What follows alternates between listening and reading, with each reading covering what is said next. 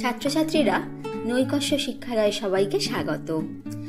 আজ আমি তোমাদেরকে এই পর্বে জানাবো বিদ্রোহী কবি কাজী নজরুল ইসলামের লেখা সাম্যবাদী কবিতাটির উৎস, প্রতিপাদ্য বিষয়বস্তু ও প্রতিটি লাইনের খুব সহজ সরল ব্যাখ্যা। প্রথমে বলি কবিতাটির উৎস। সাম্যবাদী কবিতাটি প্রথমে প্রকাশিত হয়েছিল 1925 খ্রিস্টাব্দে লাঙল পত্রিকায়। পরে কবিতাটি 1926 খ্রিস্টাব্দে সর্বহারা কাব্যগ্রন্থে প্রকাশিত হয়। এরপর আসি কবিতাটির প্রতিপাদ্য বিষয়বস্তুতে। প্রথমে বলে নিই সাম্যবাদী শব্দটির অর্থ কি। সাম্য শব্দের অর্থ সমান অধিকার, আর বাদ শব্দের অর্থ মতবাদ। অর্থাৎ সাম্যবাদী শব্দের অর্থ যিনি সকল মানুষের সমান অধিকারে বিশ্বাসী।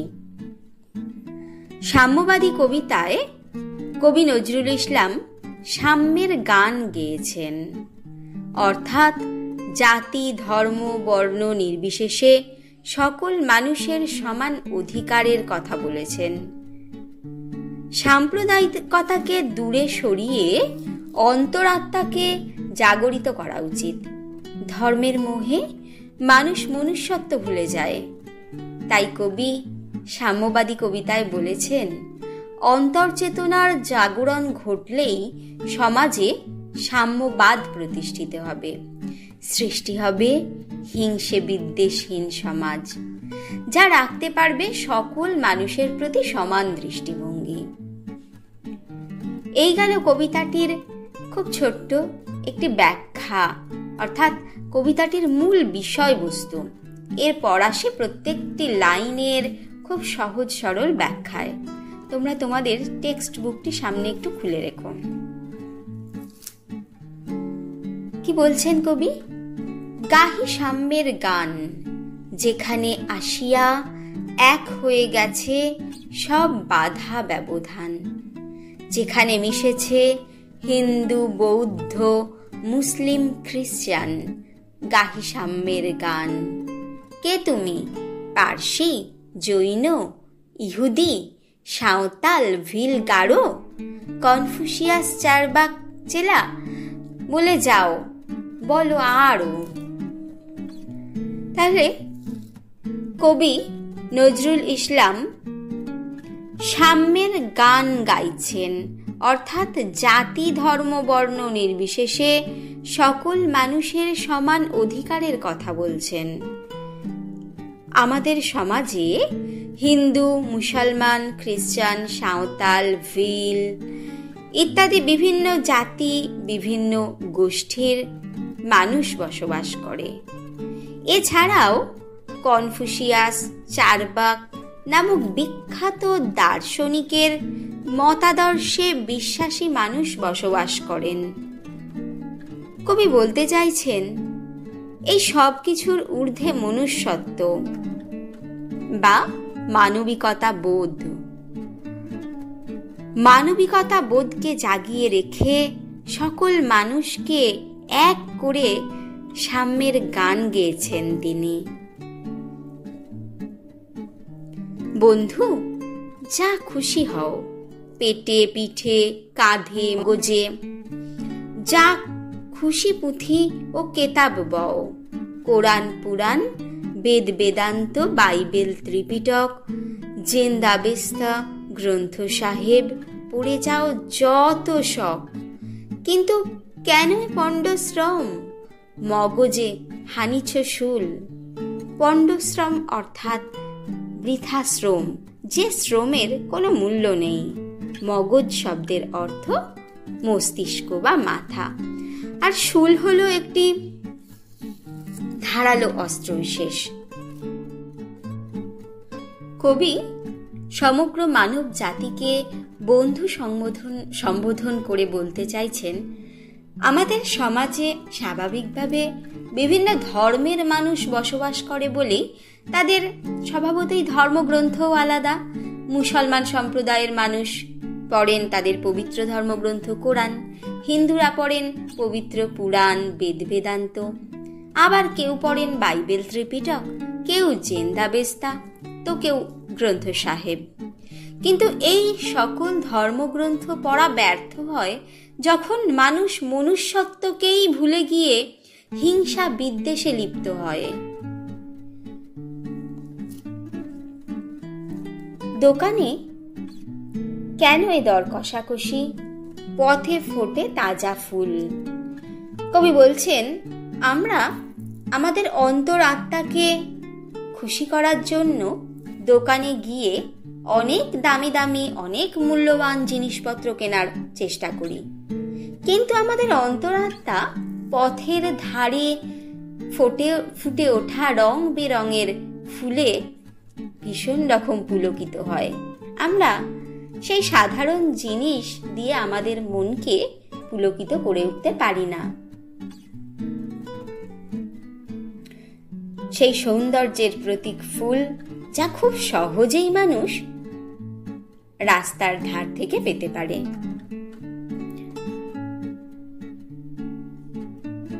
সেরকমই তোমাতে রয়েছে সকল কেতাব, সকল কালের জ্ঞান, সকল শাস্ত্র খুঁজে পাবে সখা, খুলে দেখো নিজ প্রাণ। মানুষ যদি সেভাবেই অন্তরাত্মাকে জাগরিত করে তোলে, তবে সকল শাস্ত্র জ্ঞান মানুষ সেখান থেকেই পেতে পারে।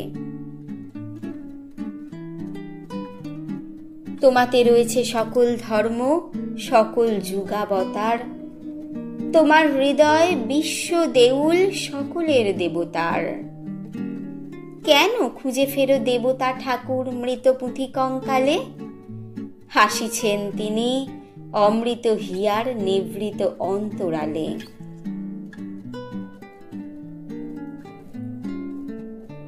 কবি বলতে চেয়েছেন, মানুষের হৃদয়ের মধ্যেই রয়েছে সমস্ত ধর্ম, যুগাবতার, বিশ্বের সমস্ত মন্দির, সমস্ত দেব দেবতা।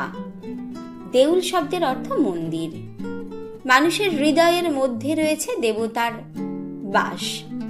তবুও মানুষ এখানে ওখানে খুঁজে বেড়ায় দেবতাকে। এই খোঁজা দেখে অন্তর আত্মা, যিনি আমাদের অন্তরে অধিষ্ঠান করেন, তিনি যেন হেসে ফেলেন। বন্ধু, বলিনি ঝুট। আবারও কবি সমগ্র মানব জাতিকে বন্ধু সম্বোধন করে আশ্বাস দিচ্ছেন, বন্ধু, আমি মিথ্যে কথা বলছি না। এইখানে এসে লুটাইয়া পড়ে সকল রাজমুকুট। এইখানে বলতে মানুষের অন্তর আত্মায়, মানুষের বিবেক বোধের কাছে। রাজার মুকুট, রাজ অহংকার, সেও লুটিয়ে পড়ে। এই হৃদয়ই যে নীলাচল, এই হৃদয়ই সে নীলাচল। কাশী, মথুরা, বৃন্দাবন, বুদ্ধ গয়ায়ে, জেরুজালেম এ, মদিনা, কাবা ভবন, মসজিদ এই, মন্দির এই, গির্জা এই হৃদয়। এইখানে বসে ঈশা মুসা পেল সত্যের পরিচয়। ঈশা বলতে কাকে বোঝানো হয়েছে? ঈশা অর্থাৎ খ্রিস্ট ধর্মের প্রবর্তক যীশু খ্রিস্ট। মুসা ইহুদিদের ধর্ম প্রচারক মোজেস। কবি মানব জাতিকে বলছেন, আমি তোমাদের মিথ্যে আশ্বাস দিচ্ছি না। বিবেক বোধের কাছে এসে রাজার রাজ অহংকার মাটিতে লুটিয়ে পড়ে। মানুষের হৃদয়েই আছে কাশী, বৃন্দাবন, বুদ্ধগয়া, মদিনা, সমস্ত মন্দির, মসজিদ, গির্জা। এই অন্তর্চেতনাকে জাগিয়ে তুলেই ঈশা মুসা অর্থাৎ যীশু খ্রিস্ট, মোজেস, এনারাও সত্যের পরিচয় পেয়েছেন। এই রণভূমে বাঁশির কিশোর গাহিলেন মহাগীতা। এই মাঠে হলো মেষের রাখাল নবীরা খোদার মিতা। এই হৃদয়ের ধ্যান গুহা মাঝে বসিয়া সাক্ষ্য মুনি, ত্যাজিল রাজ্য মানবের মহাবেদনার ডাক শুনি। অর্থাৎ এই রণভূমি বলতে কি বলেছেন? এই সংসার নামক এই বিশ্ব সংসার নামক যুদ্ধক্ষেত্র। এই সংসারের মাঝে বসেই স্বয়ং শ্রীকৃষ্ণ, বাঁশির কিশোর অর্থাৎ শ্রীকৃষ্ণ, গীতার গান গেয়েছেন। মেষের পালক নবীরা তারা খোদার সন্ধান পেয়েছেন। খোদা ঈশ্বর, তাদের ঈশ্বর যেন মিতা হয়ে উঠেছে। এই হৃদয়ের ধ্যান গুহার মাঝেই বসে, অর্থাৎ এই অন্তর আত্মাকে জাগরিত করেই শাক্যমুনি, শাক্যমুনিকে শাক্য বংশের রাজা সিদ্ধার্থ, তিনি অন্তরাত্মাকে জাগরিত করেই মানুষের বেদনার ডাক শুনেছেন। ঐশ্বর্যকে তিনি পরিত্যাগ করে হয়ে উঠেছেন গৌতম বুদ্ধ। এই কন্দরে আরব দুলাল শুনিতেন আহ্বান, এইখানে বসি গাহিলেন তিনি কোরআনের সামগান। মিথ্যা শুনিনি ভাই, এই হৃদয়ের চেয়ে বড় কোনো মন্দির কাবা নাই। অর্থাৎ আরব দুলাল হযরত মুহাম্মদ এই অন্তরাত্মার ডাক পেয়ে কোরআনে সাম্যের গান গেয়েছেন। কবি বলছেন, এই সব কথা, এই সমস্ত কিছু আমি মিথ্যে বলছি না। এই হৃদয়ের চেয়ে বড় কোনো এ পৃথিবীতে মন্দির মসজিদ কিচ্ছু নেই। এই গেল কবিতাটির প্রত্যেকটি লাইনের ব্যাখ্যা। আশা করি তোমরা প্রত্যেকটি লাইনের ব্যাখ্যা খুব সহজে বুঝতে পেরেছ। দেখা হবে আবার পরের ভিডিওয়ে।